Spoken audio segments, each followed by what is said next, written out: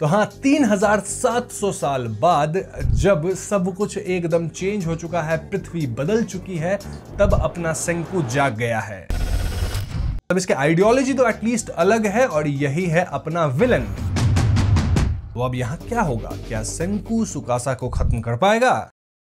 तो India champions trophy जीत गई और इसी खुशी में मैं उसी रात एक एनीमे देखने बैठ गया। हाँ, लोग खुशी में पार्टी करते हैं, नाचते हैं, गाते हैं, लेकिन मैं नहीं। आई एम डिफरेंट मित्रों। मैं या तो एनीमे देखने बैठ जाता हूं या फिर हॉरर मूवी। और इस बार मैंने उस एनीमे को चुना जिसका नाम मैं कई दिनों से सुन रहा था। इनफैक्ट आप में से कई लोग कमेंट सेक्शन में अब बार बार उस एनीमे का नाम लिख रहे थे। जी हाँ, मैं बात कर रहा हूं डॉक्टर स्टोन की। और आज की वीडियो में हम डॉक्टर स्टोन एनीमे पे ही बात करने वाले हैं। मतलब ये होने वाली है स्टार्टर पैक वीडियो, जहां मैं आपको बस थोड़ी सी कहानी बता के लुभाऊंगा। अब पूरी कहानी नहीं बताऊंगा। ठीक नहीं हो रहा सर, आप गलत कर रहे हैं सर। ऐसे भी मैंने खुद अब तक एक ही सीजन देखा है, तो ज्यादा मुझे भी नहीं पता डिटेल में। लेकिन एक आध हफ्ते में एनीमे खत्म करके मांगा को भी निपटा देंगे, क्योंकि सुना है कि मांगा ऑलरेडी कंप्लीटेड है। और उसके बाद हम शुरू करेंगे डॉक्टर स्टोन को प्रॉपरली मिल्क करना।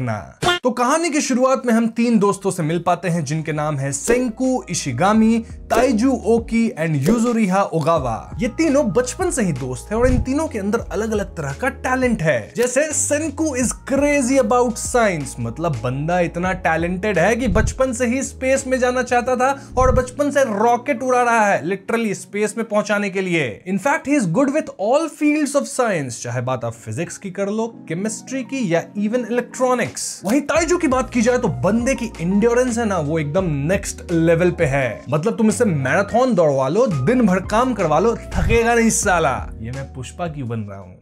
वैसे इंड्योरेंस अच्छा होने का मतलब ये नहीं कि ताइजू बहुत ज्यादा स्ट्रांग है या फिर वो फाइट अच्छा कर सकता है। ना, इसे तो फाइट करना बिल्कुल भी नहीं आता। हाँ, वो अलग बात है कि फाइट में जाएगा, आप इसे पीटते रहो, बंदे को कुछ नहीं होगा।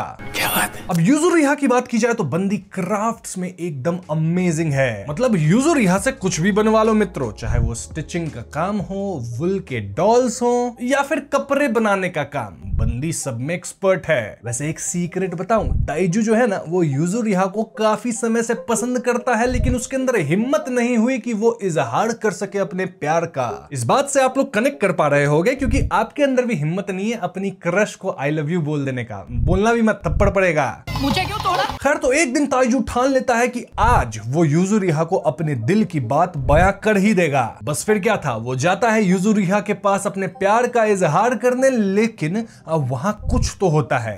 अचानक आसमान चमक उठा एक रोशन नूर से और फिर दुनिया भर के इंसान पत्थर बन गए, जैसे वक्त एक पल में थम गया हो। वाह, क्या शायरी करी है मैंने, जिसे सुनकर आपको कुछ समझ नहीं आया होगा, इसीलिए क्लियर लैंग्वेज में बता देता हूं कि भैया कुछ तो चमका आसमान में जिससे दुनिया के सारे लोग पत्थर बन गए। जी हां दोस्तों, लोगों की कॉन्शियसनेस उनके पास है, लेकिन वो हिलडुल नहीं सकते क्योंकि वो पत्थर बन चुके हैं। ऑल्दो ये जो भी फिनोमिनन हुआ है, इससे जानवरों को फर्क नहीं पड़ा, वो आराम से अब भी पहले जैसे ही हैं, एक्सेप्ट एक बर्ड जो कि पत्थर की बन गई है। कौन सी बर्ड है? जो लोग देखें सीरीज कमेंट में बताना। अब सोच के देखो, पूरी दुनिया के लोग ही पत्थर के बन जाएंगे, मतलब दुनिया बची ही नहीं ना, तो फिर इस दुनिया का क्या होगा?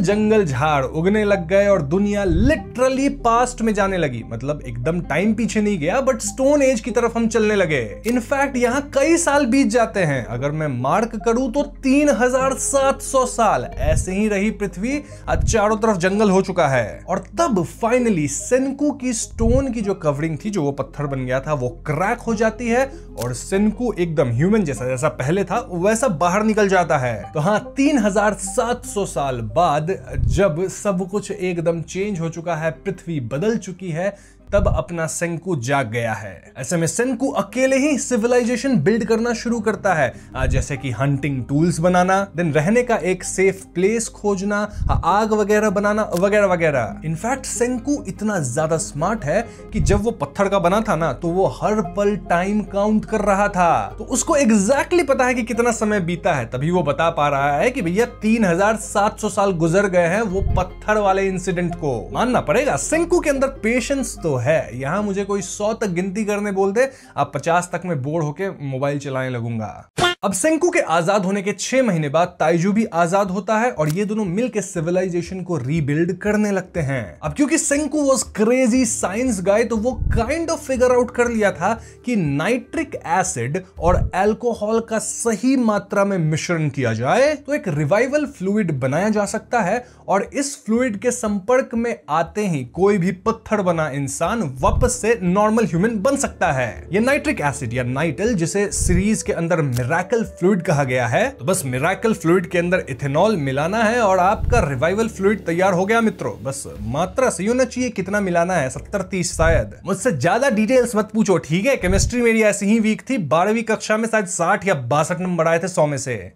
वैसे ध्यान रहे कि जो लोग पत्थर बन के टूट गए हैं, उनको अगर आप रिवाइव करने जाओगे तो वो मृत ही रिवाइव होंगे। एक मिनट, मृत कोई रिवाइव कैसे हो सकता है? मतलब मरे हुए ही मतलब ह्यूमन में कन्वर्ट होंगे। सो हाँ, जिन लोगों की पत्थर वाली मूर्ति 3700 साल में सही सलामत रही है, किसी नेचुरल डिजास्टर की वजह से या कुछ ऊपर से गिर गया हो, इस वजह से टूट नहीं गई है, तो उन्हीं को रिवाइव किया जा सकता है। इनफैक्ट अगर मूर्ति के अंदर थोड़े क्रैक्स वगैरह हैं तो ये रिवाइवल फ्लूइड काइंड ऑफ उसको भर देती है। तो थोड़ा और रिवाइवल फ्लूइड बनाने के बाद सेंकू एंड ताइजू का प्लान था कि अब यूजुरिहा को हम लोग करेंगे रिवाइव। हाँ, उसकी मूर्ति खोज लिया है अपना ताइजू, लेकिन इसी प्रोसेस के दौरान उनका सामना लायन से हो जाता है, मतलब शेर वगैरह आ जाते हैं, जंगल है, और इन लायंस वगैरह से बचने के लिए इन्हें एक बहुत ही ज्यादा स्ट्रॉन्ग बंदे को रिवाइव करना पड़ता है, जिसका नाम था सुकासा। अब सुकासा इतना ज्यादा स्ट्रॉन्ग था कि एक मुक्का मार के एक लायन को ढेर कर देता है और दूसरे लायंस ये देख के डर के भाग जाते हैं। सो इफ यू सी, सेंकू की मस्त टीम बन गई है। मतलब सेंकू यहाँ ब्रेन है, सुकासा यहाँ फाइटिंग कर सकता है, हंटिंग कर सकता है, एंड ताइजू गैदरिंग का काम करेगा। मतलब बंदे को कोई भी काम दे दो, दिन भर करता रहेगा, थकेगा ही नहीं।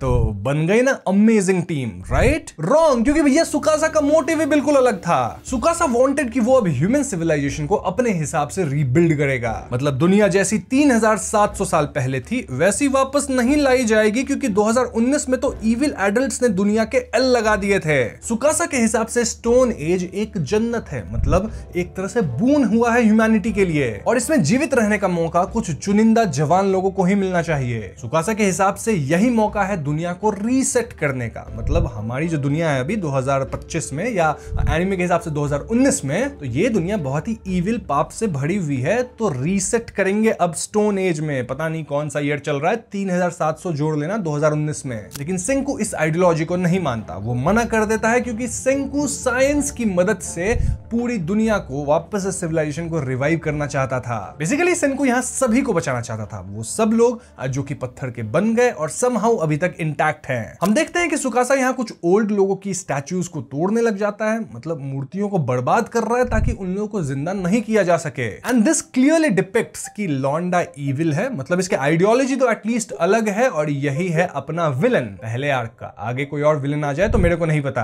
अब सेंकू जानता था कि अगर सुकासा का दिमाग हटा तो भैया वो सेंकू और ताइजू दोनों को अकेले ही निपटा देगा। इसलिए सेंकू स्मार्टली सुकासा से रिवाइवल फ्लूइड का फॉर्मूला छिपाता है, क्योंकि बिना रिवाइवल फ्लूइड का फॉर्मूला जाने सुकासा इन्हें हर्ट तो नहीं करेगा। ऑल्दो सेंकू यहाँ यूजुरिहा को आजाद जरूर कर दिया है, तो अब इनके पार्टी में 3 लोग हो गए हैं और सुकासा वहां अकेला। ऑल्दो वो अकेला भारी है तीनों पे। अब सुकासा सिर्फ स्ट्रॉन्ग नहीं है बल्कि लॉन्डा स्मार्ट भी है, और ऐसे में सेंकू और सुकासा दोनों की आइडियोलॉजीज क्लैश कर जाती है। मतलब एक्सपेक्टेड ही था ऐसा कुछ होगा। सिचुएशन ऐसा आता है कि सेंकू, ताइजू और यूजुरिहा को सुकासा से दूर भागना पड़ जाता है। अब सेंकू वाज वेरी स्मार्ट, उसे पता था कि वो सुकासा को फिजिकली तो ओवरवेल्म नहीं कर सकता, इसीलिए सेंकू वाज प्लानिंग कि भैया वो बना देगा गन पाउडर जिसकी मदद से वो सुकासा को हरा सके। लेकिन जैसा मैंने बताया था कि सुकासा भी स्मार्ट है, तो भैया वो समझ गया इनके प्लान को, और इसके बाद सुकासा बहुत तेजी से सेंकू को ढूंढने लगा उसे खत्म करने के लिए। मतलब देखो, 4 लोग रिवाइव हुए स्टोन एज के अंदर और अभी से पॉलिटिक्स और लफड़ा चालू है। अब सुकासा सेंकू को ढूंढ लेता है, वहीं सेंकू भी गन पाउडर बनाने में कामयाब हो जाता है। तो अब यहाँ क्या होगा? क्या सेंकू सनकू सुकासा को खत्म कर पाएगा, या फिर सुकासा ही सनकू को समाप्त करके एक नई इंसानी सभ्यता का निर्माण करेगा, या फिर इनके बीच किसी तरह की ट्रूस होगी जो कि यूजुअली दो देशों के बीच होती है। और क्या यही 4 लोग बचे हैं? मतलब कुछ और लोग भी बचे थे या नहीं? वेल, यहाँ काफी सवाल है और इन सवालों का जवाब जानने के लिए आपको देखना होगा डॉक्टर स्टोन नेटफ्लिक्स पे। अरे मुझे नेटफ्लिक्स वालों ने स्पॉन्सर नहीं किया, तो तुम्हारा जहां मन है वहां देख लो, ठीक है। समुद्र में जाके देखना है तो देखो, मेरे को फर्क नहीं पड़ता। वैसे मैं मना करूंगा, ये सब मत किया करो। अब यहाँ मैंने आपको आगे की कहानी नहीं बताई है क्योंकि ये स्टार्टर पैक वीडियो है। यहाँ मैं बस लुभाता हूँ, ठीक है। लुभा दिया है मैंने तुमको, अब मन है तो जाके देख लो। स्टार्टर पैक में इतना ही मिलेगा मित्रों। वैसे आई हैव हर्ड कि डॉक्टर स्टोन की जो सीजन 4 जो कि अभी चल रही है, ये लास्ट सीजन होने वाली है। अगर ऐसा है तो मुझे कमेंट से बताओ, क्योंकि भैया मैं फिर जल्दी निपटाऊंगा। अभी तक मैं सिर्फ सीजन 1 ही देखा हूं और लगे हाथों मांगा भी निपटा दूंगा, क्योंकि अगर ये लास्ट सीजन है तो मेरे को लगता है मांगा तो खत्म हो ही गई होगी। हाँ, कमेंट्स में मुझे सारे डिटेल्स दो और ये भी बताना कि और वीडियो चाहिए क्या डॉक्टर स्टोन पे। एनीवेज, ये वीडियो पसंद आई हो तो लाइक और शेयर करें, साथ ही चैनल पे नए हैं तो हमें सब्सक्राइब भी करना। I will see you guys in next one. Peace out.